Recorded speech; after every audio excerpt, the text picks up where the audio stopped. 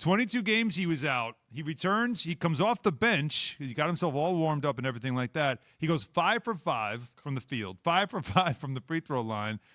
What do you have? Was it 17 points in 19 minutes? Yeah, 17 right? points. Plus 22. Like, he was insane. He just comes in the game and as if he hasn't missed any time, and he's just knocking down shots. And the Nets won easy over the Pelicans, a game you could have seen on ESPN. So KD says he's not at all surprised about any of this. I expected to come out here and play the way I played.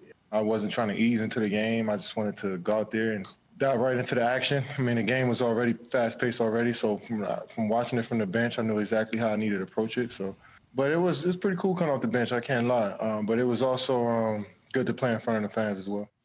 Chris, you're a Lakers fan. As we look at this Nets team, and everyone but Harden played. Blake Griffin was in there, LaMarcus Aldridge, Kyrie Irving in his bag once again. He was spectacular last night, and now KD back.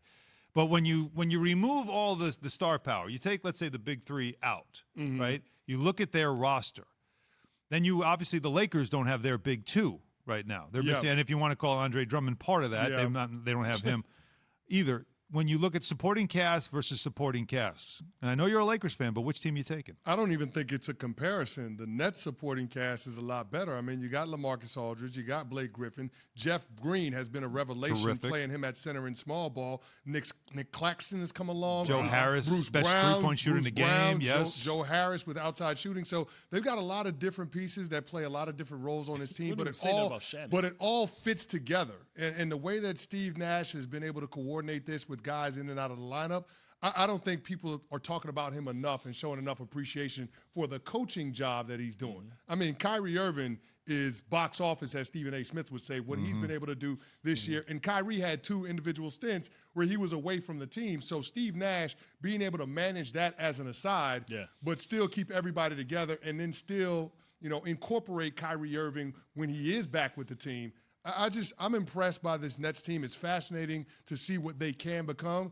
Alan, I've been saying for a long time that this team needs to get past the injuries so they can kind of work on the chemistry before they get into the playoffs. True. At this point, I don't even know if that matters that much. I mean, they're not going to be tested until they get to the Eastern Conference Finals. Well, Philly. And even with Philly, if you got the big three back, that's not even going to be a contest. That's not going to be a 7-game series. So hard to guard. It really is so hard to guard them. You have to have enough offense to keep up with them, Bart. So in the words of Carlos Dunlap, what I heard and how I interpreted what you just said is that you're basically saying that Kevin Durant is a better general manager than LeBron James. So disrespectful. Wow. I'm not even going to. That's basically what you said. I'm not even going to entertain the conversation. Hold on. Like when Kyrie and KD said, "Assemble your crew," in the words of Prince, he assembled a better crew.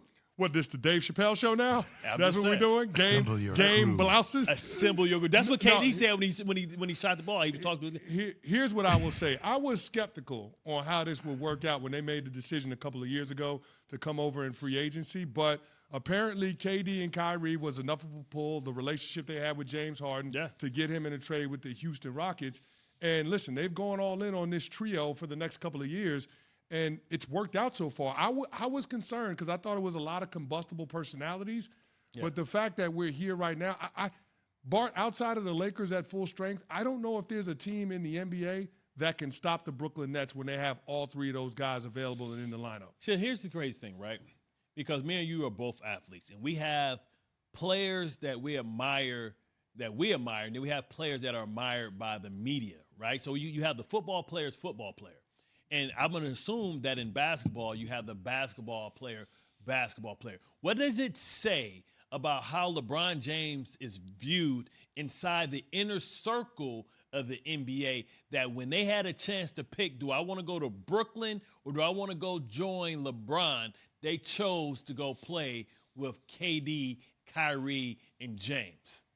Well, I don't think that there was going to be anybody else that was going to go join the Lakers. Blake Griffin and LaMarcus Aldridge did have that option. They did have that option, right. But I mean, I don't think a lot of people like to play. It takes a certain type of player that wants to play with LeBron. We saw Kyrie say, you know what? I don't want him controlling my life. I don't want everything that I do, him to get the credit for doing it. So I'm going to go join the Nets where I can go play with those guys. They already had that thing. Kyrie and LeBron already played together in Cleveland. So, like when Kyrie became a free agent, you knew that he wasn't going to pair back up with LeBron James. And I think Kyrie and KD, from a legacy standpoint, wanted to go off and do their own thing. I get that. Which is why they all went to the Nets. But, I mean, in looking at the buyout market and what was happening with James Harden, I just felt like James Harden was more of a fit with what the Brooklyn Nets were going to be doing as opposed to what the Lakers are going to be doing. Because, listen, your primary ball handler, if you're on a team with LeBron James, is LeBron James. No, see, I think that's my point. What's your point? The point what I'm trying to say, I'm not talking about the big three. I'm talking about guys like Aldridge. Supporting cast. Yeah, the supporting cast. Yeah, Andre Drummond went to the Lakers. He went to the Lakers. He did go to the Lakers. Point. But also, like when Kawhi had the opportunity to go with LeBron, he decided not to. I think like some people don't want LeBron to get credit for everything that they do, so that it takes a certain type of athlete to want to join LeBron. That's all I'm saying. Well, I think everybody's trying to knock LeBron off. Like, he's the one that's sitting on top of the throne. So there are a lot of guys that would consider themselves elite level players, like all NBA type of players, that are saying, you know what? We want to try to build our own thing, go with our own duo or our own trio to try to knock off what LeBron James has built with the Los Angeles Lakers. And listen, I got to say this right now, I would take the Nets, and I'm a Lakers fan, I would take the Nets at full strength over the Lakers. But out of all the teams in the NBA, I think the Lakers are the only squad that realistically has a chance to be able to compete with the Nets in a finals. And here's why. Because when they're at full strength, they have one of the best defenses in the league. Nobody talks about that, but the Lakers were top 3 in defense before the injuries. Yeah, and they're adding Andre Drummond to that mix, so we'll see how that plays in. But, I mean, rebounding. Yeah. Exactly. So, I mean, I just – that Lakers team, I know a lot of people forget because these guys hadn't been together for a while, and without LeBron James and Anthony Davis, it looks really, really bad. But LeBron, AD, and Andre Drummond, if he's healthy. Thanks for watching ESPN on YouTube. For live streaming sports and premium content, subscribe to ESPN Plus right now.